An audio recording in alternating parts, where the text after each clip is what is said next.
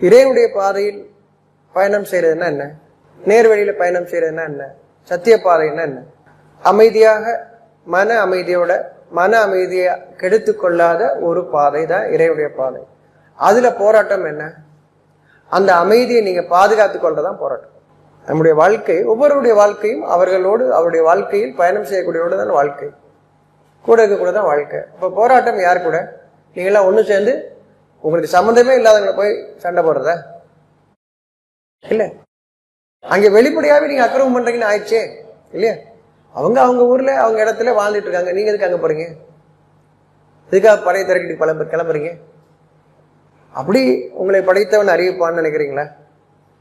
நம்ம நாடை கடந்து ஊர் கடந்து படையை திரட்டிட்டு போய் எல்லாத்தையும் போர் புரியணும் அப்படின்னு உங்க படைத்தவன் அறிவிப்பானா? எதற்காக? அவன் படைத்த மக்களை ஒருவரை கொண்டு ஒருவரை கொலை செய்யுமாறு அடிமைப்படுத்துமாறு சொல்வானா? அது இல்லை. உங்களோடு இருக்கக்கூடியவர்கள் நீங்கள் அமைதியும் நிம்மதியும் விரும்பும் போது,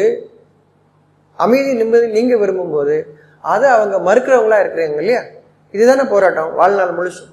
நீங்க அமைதியை விரும்புறீங்க, அவங்களுடைய அமைதியை விரும்பல, மறுக்கிறாங்க. அவர்களோடு நீங்கள் வாழ்வது போராட்டமா இருக்கு. நல்லது சொன்னா கேட்க மாட்டேங்கிறாங்க, ஆனா நீங்க அந்த கெட்டது செய்ய உங்களுக்கு விருப்பம் இல்லை, அவர்களோடு சேர்ந்து கொள்ள உங்களுக்கு விருப்பம் இல்லை, அந்த கெட்டதுல உங்களுக்கு சேர்ந்து கொள்ள விருப்பம் இல்லை. இல்ல, யாருக்கு அது விருப்பம் இல்லையோ, யார் கெட்டது செய்வதற்கு விரும்புகிறார்களோ, இதுதானே போராட்டம். கலந்து கொள்ளாம இருக்கிறது, அல்ல இருந்தாலும் நிர்பந்தப்படுத்தாம இருக்கிறது. நீங்க அவங்களை நிர்பந்தப்படுத்தாம, அவங்க உங்களை நிர்பந்தப்படுத்தும் போது பொறுத்து அவங்களுக்கு தெளிவுபடுத்துறதுக்கான அந்த பாதையில நீங்க இருக்கிறது, இதான போராட்டம். இந்த போராட்டத்தை பத்தி தான் இறைவன் அறிவித்தார். இங்க போராட்டம் யாரோட? உங்களுக்கு தெரிஞ்சவங்களோட தான். ஒரு அடையாளம் இல்லை. என்ன அடையாளம்? நீங்க பாக்குற அடையாளம் நல்லது சொன்னா கேட்க மாட்டேங்கிறாங்க, நியாயமா வாழணும்னு சொன்னா கேட்க மாட்டேங்கிறாங்க. இப்ப எப்படி போராட போறீங்க? நியாயமாக வாழணும் அப்படிங்கிறதுக்கான சாட்சியமாக நீங்க இருந்து அவங்களுக்கு வழிகாட்டுறீங்க. இதுதான் போராட்டம்.